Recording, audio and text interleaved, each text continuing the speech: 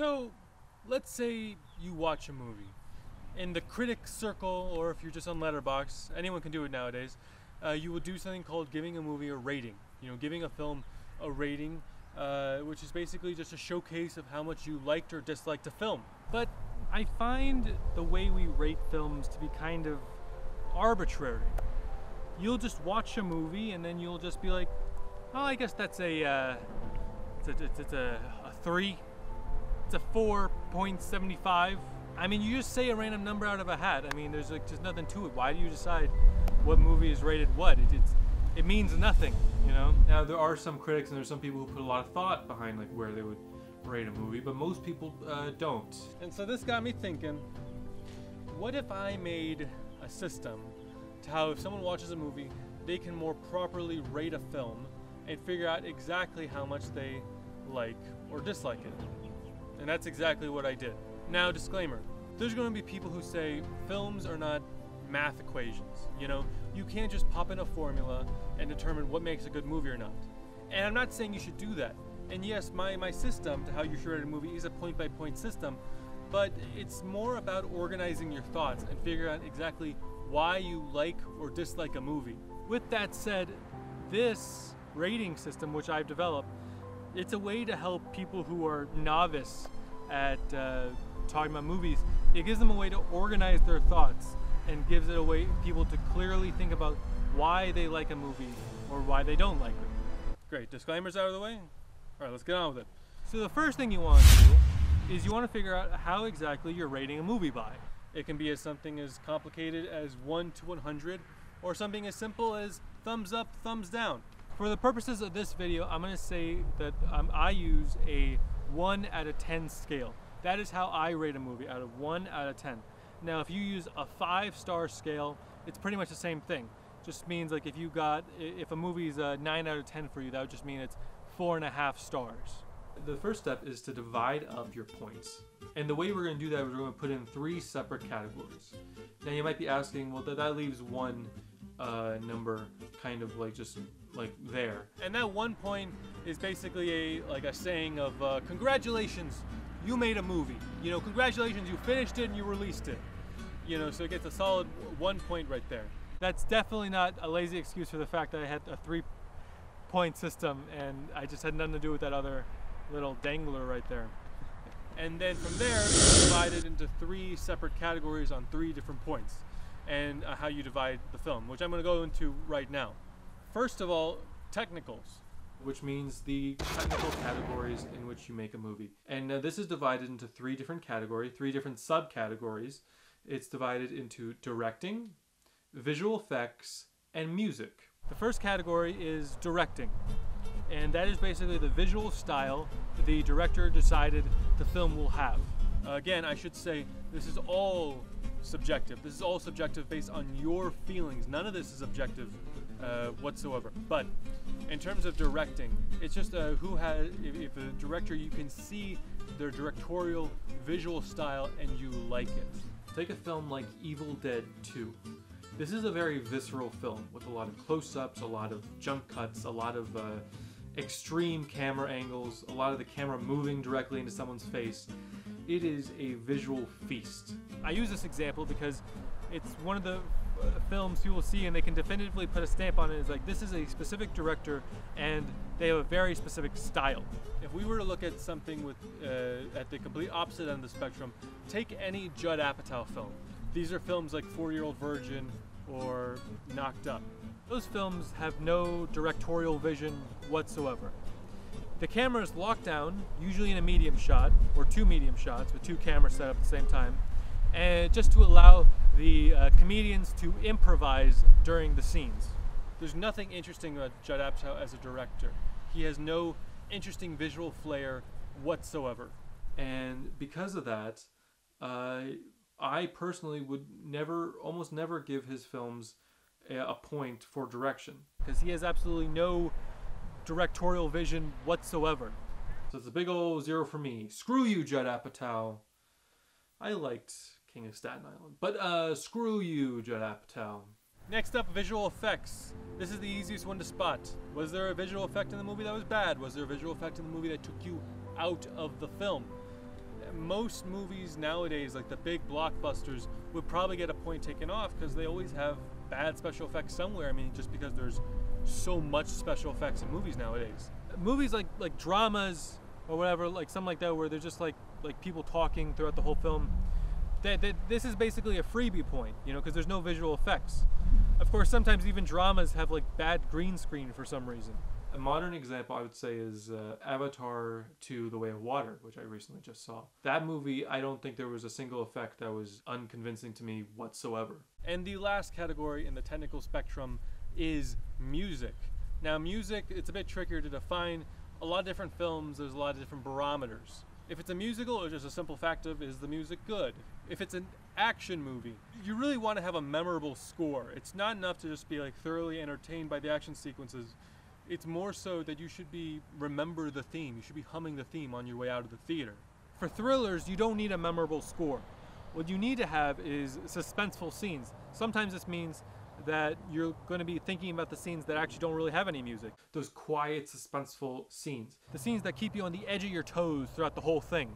If you felt that during one of those movies, then that would also get a point.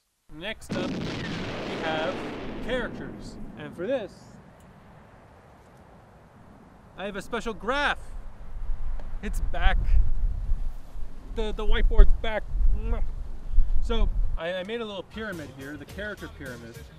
And basically what this is that each bottom layer is propping up the top layer. And the top layer is what's really important. This is the main character. So you have to look at the main character and you have to look at two factors. Is the main character interesting? Is it well written? Do you like them? And two, is it well performed? Does the actor give a good job performing their role as the main character? These two bottom barometers, the villains and the side characters, are a bit different than that.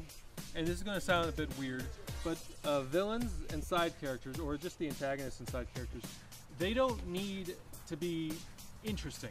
All they're here to do is prop up this guy up here, the main character. That sounds weird, but it's true.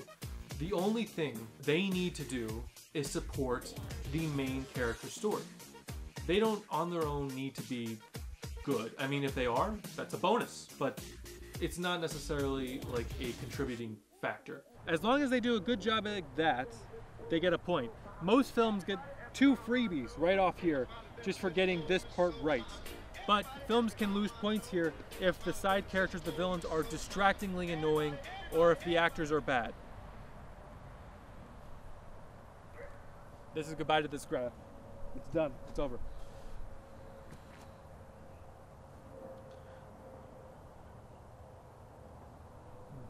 Next up, we have the story. You know, the story is really the foundation of your movie. You know, you're going on the same journey as these characters, so how well is it? And obviously, it ties very much into characters because the story surrounds the characters. But regardless, this is again 3 categories. First category: is it original? When you watch it, does it feel fresh? Now, the movie doesn't need to change cinema, but it can just be as simple as having a new twist on an old genre, you know? A movie like Lion King from 2019 would lose a point here. It is so unapologetically unoriginal. It's just copying a movie that came out 20 years earlier. It's an insult to the film form, in my opinion. Obviously, it's not going to get a point in originality. It's just, yeah, talking outside of an obvious example like Lion King. Take a movie like The Gray Man. If you haven't seen it, it's a spy movie. So if you've seen a spy movie, you've seen that movie because it's literally every single spy cliche rolled into one. Nothing special about it whatsoever. Yeah, it would not gain a point for originality. Next up is the pacing.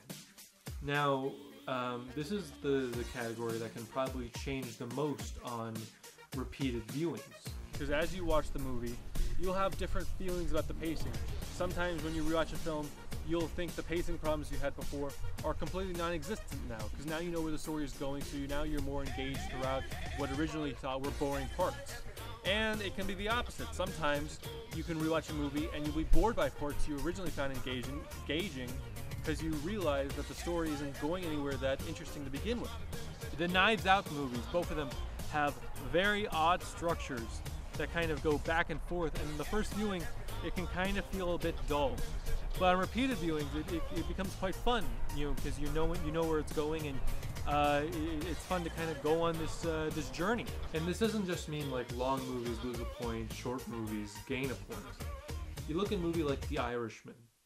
That movie is 3 hours and a half. And to be completely honest with you, I am never bored while I'm watching the film. Same thing with the Lord of the Rings films. Now, of course, after a certain point, your butt's going to feel a little weird for sitting down for that long. But I am thoroughly entertained when I'm watching those movies. Conversely, when I watch a movie like Venom 2, Let There Be Carnage, that movie is an hour and a half. And honestly, I was still bored by it. Just the climax, when I was watching the climax, I just didn't care when I see all this CGI flying around or whatever. And that's a factor into the fact that I just wasn't invested in the characters, and I was just kind of waiting for it to end. So yes, that film would lose points on its pacing. Next up is the theme. How did you feel about the theme of this movie? Now, this is something that really is going to take some reflection. You have to look back and you have to really think, what was this movie about, What was the message it was trying to tell? Now, if you honestly feel like it's not trying to tell you a message, that's also fine. Some movies are just there purely to entertain an audience, and that is perfectly okay. A movie like Mission Impossible Fallout, I don't really care about the message or what it's trying to say. I just know it has amazing action scenes, and it looks fantastic. So in terms of themes, I give it a point. But if you think that a movie is trying to do something smarter, is trying to communicate a theme to you, and it doesn't succeed, then it would lose a point. Or, now this is extremely subjective, it's doing a good job at communicating its theme, but you do not agree with the message of that film. You do not agree with what the film is trying to tell you. I saw a movie recently called The Gift. And if you haven't seen it, I'm not going to spoil it, but I'll just say that I really liked what the movie was doing for like 95% of the film. And then the twist really ruined it for me, because I felt like it was going against the message it was conveying throughout the rest of the film. And honestly, I thought it was pretty disgusting how they handled the final act of that film. But I'm not going to shit on that film too much. Now, also, something you have to remember is that you have to distinguish between genres. Each genre has different criteria to what makes a good movie or not. A plug here, if you haven't seen it, I made a whole video about genres that you can watch. It's on my channel right now. Go see it. Go see it. Anyway, different genres mean different things. So for example, if you're going to be critiquing an action movie and you're looking at the direction, maybe the visual style is a bit bland, but if you look at the action scenes and you think the action scenes are quite impressive, I would actually say you should give them a point, because the action is why you're there. And so as long as the action is good, it should get a point for direction. For comedies, when you look at the main character, it's less about them being interesting or you care about them. It's just more about, is the actor making you laugh? Because that's the goal of a comedy, to make you laugh. So is the performer in the lead role funny? And again, if you do care about the characters in a comedy, that's just a really great bonus. But you don't necessarily need that. You just need them to be funny. You just need to be able to laugh with them. If you look at like an avant-garde film, the ideas expressed in the film are sometimes more important than the characters. The characters are more or less just vehicles to express the theme. They're not exactly the most interesting on their own. Look at any Terrence Malick flick.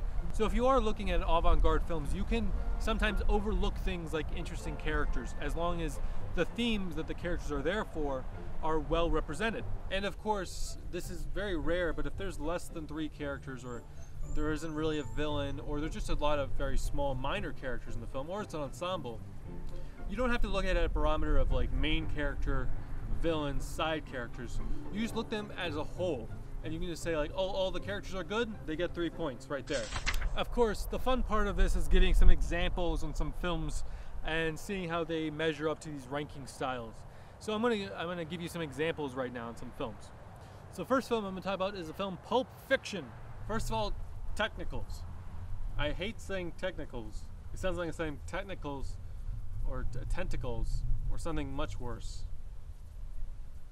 But I'm just going to keep going. Quentin Tarantino is a visual master.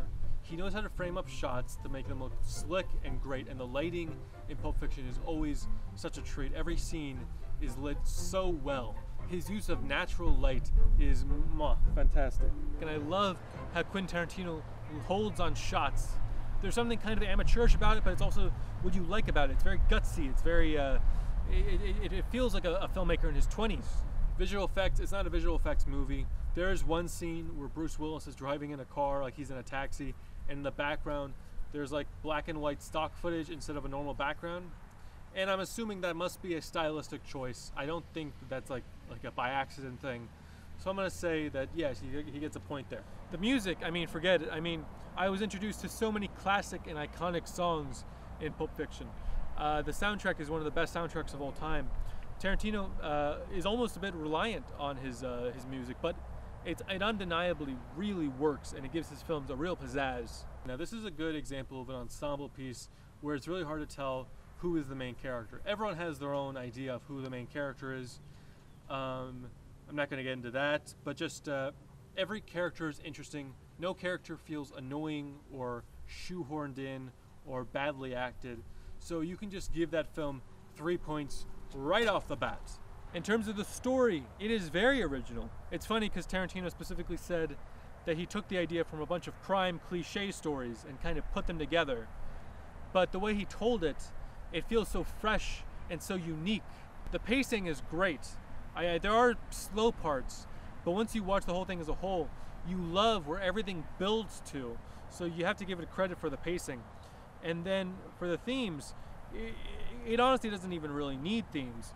But what puts it over the edge is that it has like a kind of a beautiful trifecta about redemption and what it means to redeem people. And that's one way you can interpret it, but honestly you could also interpret it other ways. It's a great movie, and like there's a lot of ways you can look at it. Next up, I'm going to go in a completely opposite direction. I'm going to talk about Tom and Jerry the movie. The one that came out in 2020 during the pandemic. Let's talk about this film. Tim Story is a work-for-hire man. I have nothing against him, but he has absolutely no directorial style whatsoever. He is extremely visually bland. The visual effects are not good. There's some impressive ones, like the way they incorporate Tom and Jerry in the real world looks pretty good, and it's a blend of like almost CGI, but kind of also sticking to that traditional 2D animation. So I do have to give you credit there. But there's just enough bad special effects moments that I do have to take it out of it. The music. This is very, very simple. I don't remember a piece of music from that film. Nothing in it has stuck in my mind. And yeah, none of it helped the story in any significant way. Characters. Now the main characters, they're not Tom or Jerry. The main character is a girl played by Chloe Grace Moretz. I don't remember the character's name, which is already not a good sign. Chloe Grace Moretz is the kind of actress who I think is very director dependent. She's given a lot of great performances. This is not one of them. She's pretty bad in this one. And not only is she bad, her character writing does her no favors. So yeah, not that great. The villain, played by Michael Pena, is annoying. And again, this is an actor I like. But he is just insufferable throughout the whole thing. The side characters are fine. Colin Jost is in it, and he's not a good actor at all. But it's like, I would have almost given it a point, but then Tom Flosses in it. So that loses a point from me. Originality, it's not original. It feels like any cartoon characters in a real world movie. And also, everything that's kind of funny about it is just taken from much better Tom and Jerry cartoons. The pacing is a drag. I watched the whole thing because I was with my family, and I was watching with my family. If I wasn't watching with my family, I probably would have just stopped it. The themes, I don't know what the themes are. Look guys, it's a bad one. I'm going to give this one a 1 out of 10. The next film I want to talk about is a film called Rogue One, A Star Wars Story. This should be an interesting one to discuss. The directing is fantastic. I think this is probably maybe the best directed Star Wars movie. Just the action sequences are absolutely fantastic. The visual effects, for the most part, are good. There's unfortunately one scene scene where this guy is getting interrogated by a squid, that looks fake as shit. And so you have to, I have to dock it a point for that, unfortunately. The music, it's Star Wars. It gets like a point just for being Star Wars. Now, it's kind of a freebie. Every Star Wars movie gets a point, but you know what? Whatever, it's earned it. Because John Williams did an amazing job in that first movie, and from there it's been able to carry over up until now. I believe the main character's name is Jane Erso. She's very bland, very forgettable. Nothing against the actress. She did a fine job with what she was given, but the character, just nothing interesting about her, like whatsoever. It asks you to sympathize with her, it asks you to care about her, but ultimately I found her just very boring. The villain and the side characters, not particularly memorable. But I will say that they're not distractingly bad. So the movie gets 2 points there. The story is just a lot of stuff I've already seen before. And since it's so tied into the original story, I couldn't help but be bored by it, especially since we kind of know exactly how it's going to end. And that ties right into the pacing. It's a slog, you know. I said it was like amazingly directed, but ultimately, the direction means nothing if you're just bored while you're watching it, and ultimately I was very bored. And that goes right into the theme. Because I think the theme of this movie is just to make an epic war movie with Star Wars characters. And ultimately, I just didn't feel any epic vibes from the movie. I just never felt that enhanced by it, so I can't really give it points on that front. So yeah, Rogue One, the Star Wars story, gets a 5 out of 10 from me. Now, of course, there's a disclaimer about this rating system. The disclaimer is that for some people, other factors mean more than others. Some people really don't care about the visual aspects of a movie at all. They're so invested in just the story and the characters. They don't give a shit about the bad visual effects. They don't give a shit about the direction or the music. They just want it to be compelling from a character perspective. And on the flip side, some people just go there for spectacle. You know, why do you think Michael Bay has made so many movies? Where people just go there because they just want to see shit blow up. And you know what? God bless them. You know, they're living a happier life than I am. Anyway, that's my system. In the comments below, tell me how you would rate a movie. You know, I'd love to hear it. And also, while you're down there, make sure to like, subscribe, do all that fanciness. And I'll see you on the next one. Everybody ask me how I know. I smiled at them and said she told me so. Everybody ask me how I know. I smiled at them and said she told me so. I know.